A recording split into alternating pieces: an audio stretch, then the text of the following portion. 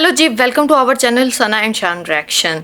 तो आज आ गए हैं जी हम न्यू मूवी के साथ, और जो आज मूवी देखेंगे वो भी बहुत मज़े की होने वाली है। तो उसका जो टाइटल है वो शान पढ़ के सुनाते। उससे पहले मेरे चैनल को सब्सक्राइब कर दे, वीडियो पसंद है तो लाइक शेयर और कमेंट्स लाजमी किया करें। जी शान, कौन सी मूवी है जो आज हम देखने लगे हैं? जी तो ये मूवी जो है जी, ये वन ऑफ द बेस्ट है इंडिया की मेरे ख्याल से मूवी, हाँ उनमें से एक है। और एक्शन जिनको पसंद है, ये है जी KGF, और इसका पार्ट 1 है। हाँ जी। 1 आई थी KGF, वो है। अब 2 भी आ चुकी है और 3 भी शायद आएगी, देखो कब आती है वो। लेकिन बहुत ज़बरदस्त मूवी थी, बहुत ही मज़े की थी, और बहुत लोगों ने पूरी दुनिया में देखी है, बड़े शौक से देखी है। बहुत व्यूज है तो इस मूवी पे।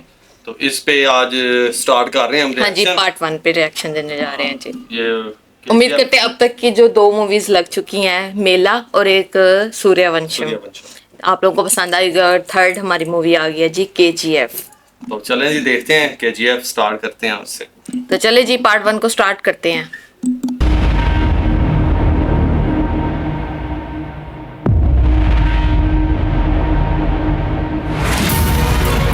हमने राक्षस का जिक्र सिर्फ किताबों में पढ़ा था, लेकिन पहली बार उससे सामना हुआ। उसकी कोई खबर लोगों तक नहीं पहुंचनी चाहिए। उसका कोई भी जिक्र इतिहास की किताबों में नहीं होना चाहिए। हमारा हुक्म है कि फौज को वहां भेजो। हम इस मुल्क के सबसे बड़े दहशतगर्द को मारने के लिए मौत का फरमान जारी कर रहे हैं।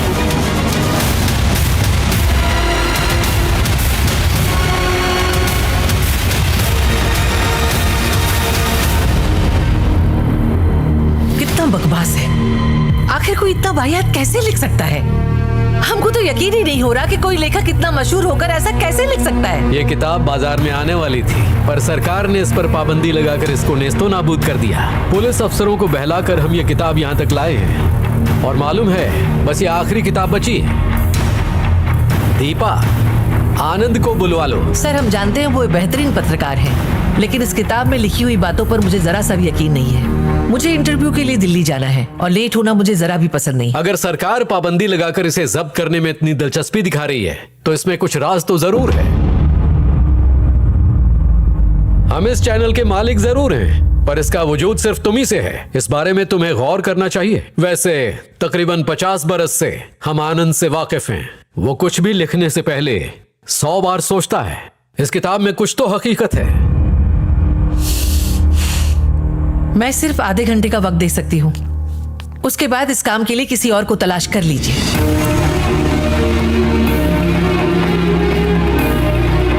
सुनो श्याम सर, इस इंटरव्यू को आर्काइव रूम में सेट करो। सबको बाहर भेज दो। आइए बाहर तशरीफ ले जाइए। आइए, इस बारे में किसी को भनक तक नहीं लगनी चाहिए। हेलो,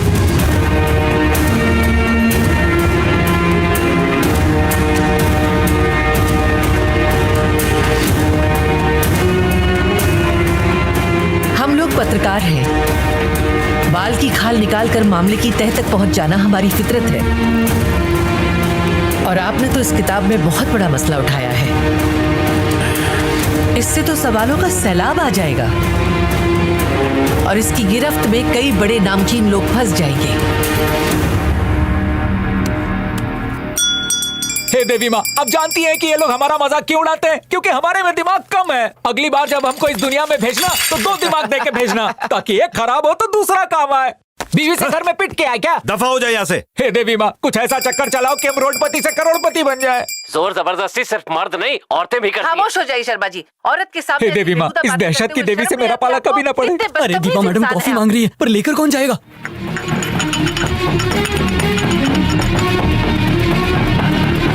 आप कह रहे हैं कि इस किताब में आपने सच्ची घटना का जिक्र किया है। कोई सबूत है आपके पास?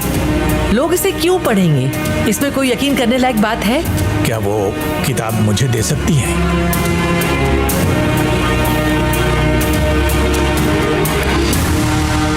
लीजिए, इसे काट दिया।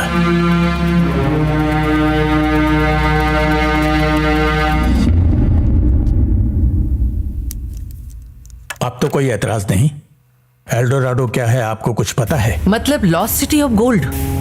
न जाने कई सदियों से इसे सोने की सल्तनत समझकर अनगिनत राजाओं ने लालच में आकर अपनी फौजों की कुर्बानी दी, पर किसी को कुछ हासिल नहीं हुआ।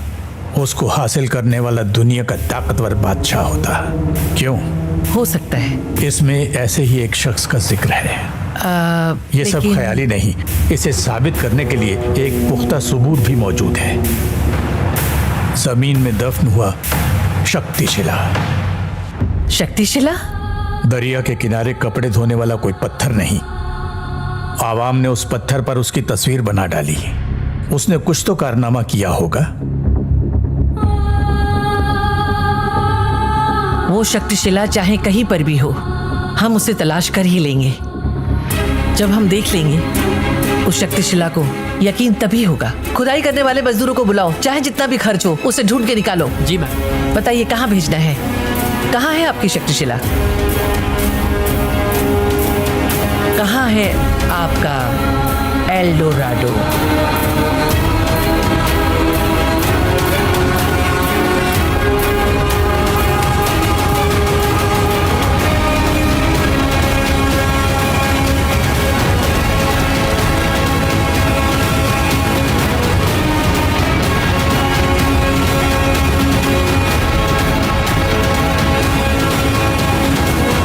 केजीएफ शहर से 18 मील के फासले पर बागनूर है। फिर वहाँ से बैंदूर तशरीफ ले जाना पड़ेगा। फिर बैंदूर से बैलगाड़ी में पूरब की जानिब 4 मील जाना पड़ेगा और वहाँ 40 फीट खड्डा खोदने के बाद शक्तिशिला पत्थर मिलेगा, ये लिखा है। दिमाग पर ज्यादा जोर मत दो, अपनी टीम को लेकर उस पत्थर की तलाश करो। गुस्ताखी माफ सर, 3 दिन बाद हमारी शादी है। उस बुड्ढे की वजह से आप मुझे वहाँ भेज रहे हैं? अंदर जो बैठे हैं वो बहुत बड़े नामानिगार हैं, वो कभी झूठ लिख ही नहीं सकते। सर सुनिए तो। सन 50 से सन 80 तक के लगभग सभी पेपर्स यहाँ मौजूद हैं। मैंने और भी न्यूज़पेपर्स मंगाए हैं, लेकिन किसी में भी केजीएफ के बारे में कोई खबर नहीं छपी है। चलो न्यूज़पेपर को भी छोड़िए और इस किताब को भी किनारे रखते हैं। आप ही बयां कीजिए, आपकी जुबानी सुनना है। कौन था वो आदमी? वो नायक था या खलनायक? आखिर माजरा क्या था? केजीएफ में मिला सोना बेशकीमती जरूर है, लेकिन जो हाथ उसे खोद कर बाहर निकालते हैं उनकी अपनी कहानी है।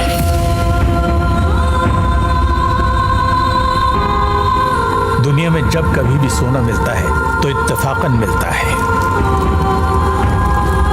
सन 1951 में केजीएफ शहर से तकरीबन 18 किलोमीटर दूर जब काश्तकार वहां कुआं खोद रहे थे तो उन्हें अजीबोगरीब पत्थर मिला।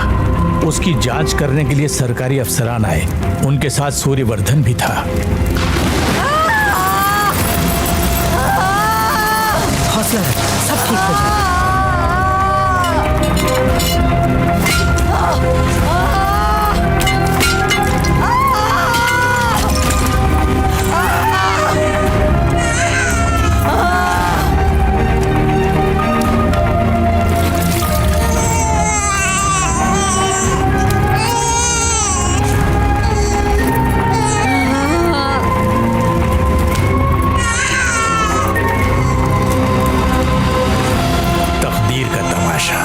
उस रात 2 करिश्मे हुए।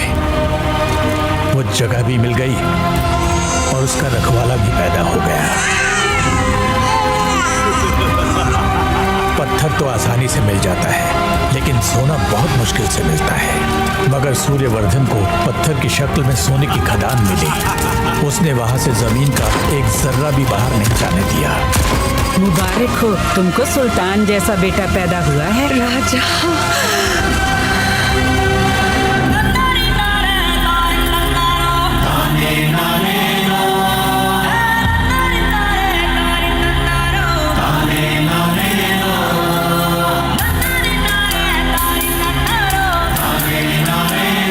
बाप का बच्चा माँ पर बोझ होता है, हमसे शादी कर लो ना।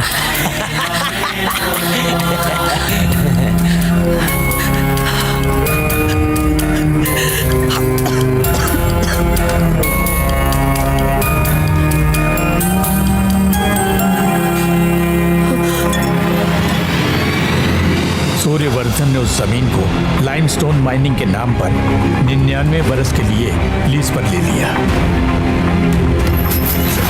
इस राज को पोशीदा रखने के लिए वो दूर दूर से लोगों को जबरदस्ती लाकर खुदाई करवाने लगा।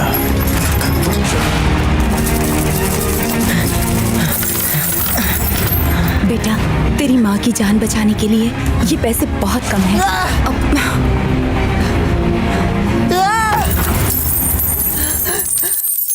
14 बरस में शादी, 15वें बरस में बच्चा, ता जिंदगी वो दर्द सहती रही।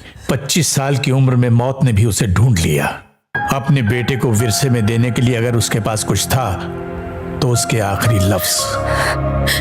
लोगों को ऐसा कहते सुना है कि पैसे के बिना चैन से जीना मुश्किल है, लेकिन ये सच्चाई कोई नहीं बताता कि बिना पैसों के चैन से मरना भी दुश्वार है। मुझसे तू एक वादा कर। तू जिंदगी कैसे गुजारेगा ये मैं नहीं जानती, लेकिन जब तू इस दुनिया से जाना तो सबसे ताकतवर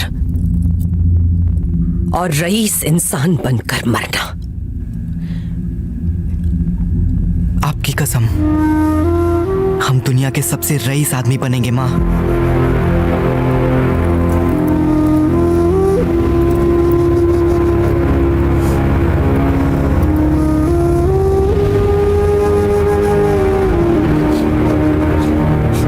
उसकी माँ ने तो उसे सिर्फ मंजिल दिखाई थी, लेकिन उसका रास्ता उसे खुद तय करना था। पैसे पैसे पैसे निकाल। पैसे नहीं है। नहीं है पैसे? तू कंगाल है? तो ये ले पैसे। ये बहुत कम पैसा है, हमको और चाहिए। ये कम है? हाथ फैलाओगे तो भीख मिलेगी, और अगर हाथ उठाओगे तो नोट मिलेगी।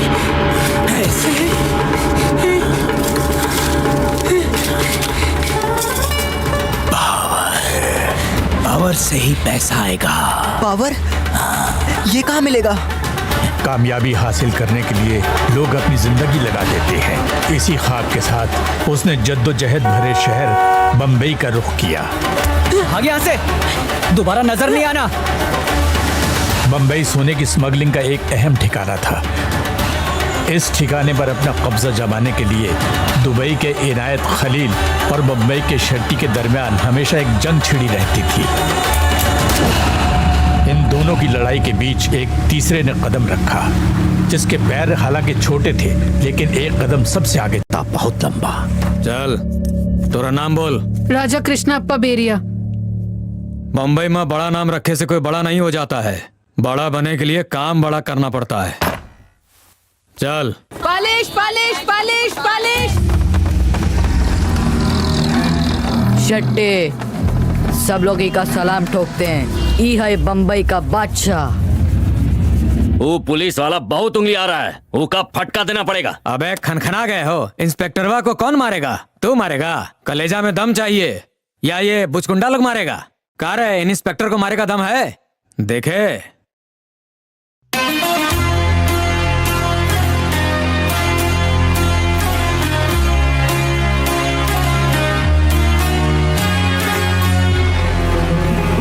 मर्द मिल गया रे ससुरा। असलम भाई मजाक करत रहे। चल यहाँ से चल।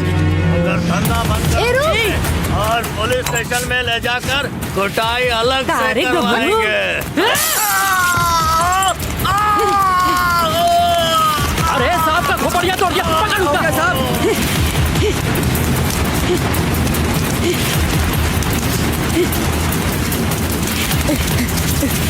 ये काहे रुक गया? चल भागते ही यहाँ से। उका हमरा नाम ही नहीं पता। का? जाई के अपना नाम बता क्या थे?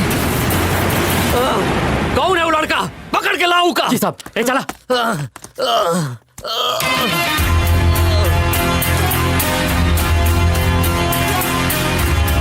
लड़का नहीं, हमरा नाम रॉकी है, याद रही ना? रॉकी। ले जी, हमारा नाम है रॉकी। तो उसने भाई अपना नाम बताने के लिए फिर दोबारा वापस आया कि मैं नाम बताना तो भूल ही गया हूँ, तो फिर उसने आके अपना नाम चेंज कर लिया, रॉकी रख लिया है। तो असल हीरो तो यही होगा। तो चलिए जी, उम्मीद करते हैं जो KGF का पार्ट 1 था आप लोगों को बहुत पसंद आएगा। मिलते हैं पार्ट 2 में। तब तक अपना बहुत सारा ख्याल हमें रखा करें, दुआओं में याद। ओके जी, बाय बाय।